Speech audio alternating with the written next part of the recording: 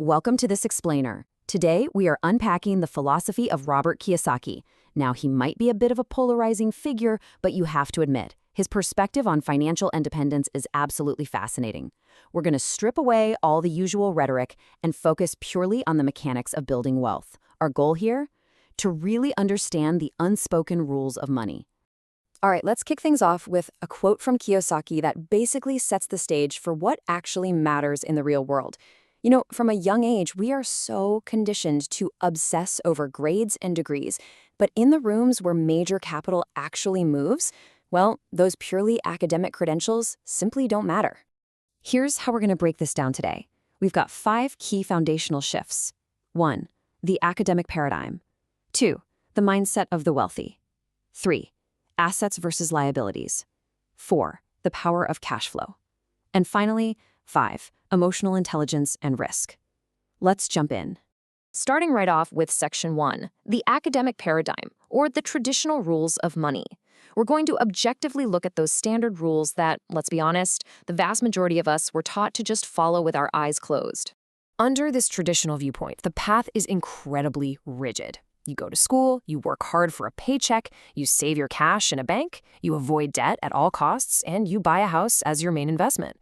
But Kiyosaki points out a really crucial problem here. Following this exact formula creates great employees for sure, but it creates terrible capitalists. So let's transition to Section 2, the mindset of the wealthy, the capitalist approach. We are going to contrast that academic view directly with how the rich actually operate day to day. This right here brilliantly illustrates the central clash. The academic mind is terrified of making mistakes and focuses solely on saving cash to avoid problems. The rich, they have the exact opposite view. They see mistakes as vital practical learning, and honestly, more radically, instead of running away from credit, they actually use debt strategically to acquire wealth-generating assets.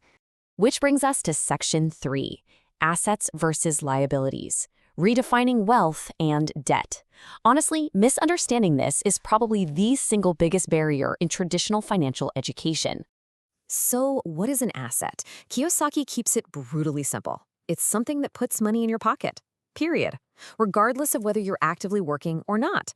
It literally doesn't matter if you're grinding in an office or lying on a beach. A true asset works on its own and consistently deposits resources right into your account. On the flip side, a liability is anything that drains your cash. It takes money out of your pocket. Think about it. If you lost your job today and a certain item just keeps demanding payments from you, like taxes, fees, or maintenance, then yep, that is a liability. Okay, here comes the reality shock. In his philosophy, the personal home you live in, it's not an asset. It's a liability in disguise, draining your resources every single month with a mortgage and constant upkeep. In contrast, true assets inject money into your system.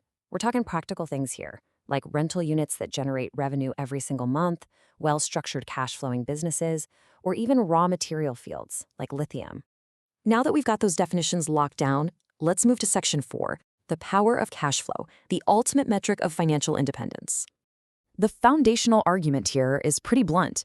Your banker literally does not care about your college degree. They care exclusively about your cash flow. In the real world, that is the ultimate metric for your financial independence. And true financial literacy starts exactly here. Financial health is broken down into 3 super simple components that traditional schools completely ignore. You've got the income statement, the balance sheet, and the statement of cash flow. Put them together and they show you exactly where your money is actually flowing. So why is this so critical now? Well, mastering these reports became a vital survival requirement after 1971. Why? Because that was the year the US dollar was taken off the gold standard, meaning money effectively became dead. Simply saving cash today just means you're silently losing your purchasing power to inflation. The only real, viable solution is generating positive cash flow. But look, all those spreadsheets and math, they are totally useless without the right mindset. That brings us to our final section, Section 5. Emotional intelligence and risk, the psychology of money. I want you to think about this honestly for a second. How do you actually control the panic of a market crash? What happens to you when the news announces the end of the financial world? Managing that internal panic is, without a doubt, the hardest and most neglected part of investing.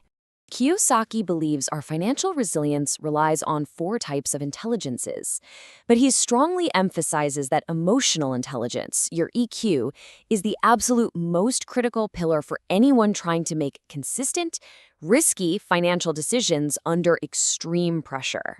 Because think about it, without emotional intelligence, people just cave to their instincts and follow the herd, buying when everyone's euphoric and selling in absolute panic. But with a high EQ, an investor can remain entirely calm, almost stoic. They execute their strategy with cold precision and spot opportunities while everyone else is completely paralyzed.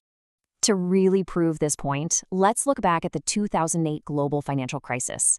While the masses were in widespread panic, Kiyosaki's rigorous emotional control allowed him to see the opportunity of a lifetime. Without blinking, he borrowed a staggering $300 million to buy premium commercial real estate for pennies on the dollar. And, that is only possible when your mind has completely mastered your emotions. He actually attributes this psychological fortitude to a Montessori educational principle. What the hand does, the mind remembers. The message here is clear. You have to take physical action in the real world. You've got to get out there, risk making those small mistakes, and truly internalize the learning. The traditional academic fear of failing, that is the real enemy of wealth. So we're going to leave you with this final provocative thought today. Take a step back and analyze your daily routine. Are you merely trading your time for a paycheck, or are you actively building true assets that work for you? We hope this explainer inspires you to take a much closer look at your own financial statements. Thanks for joining us.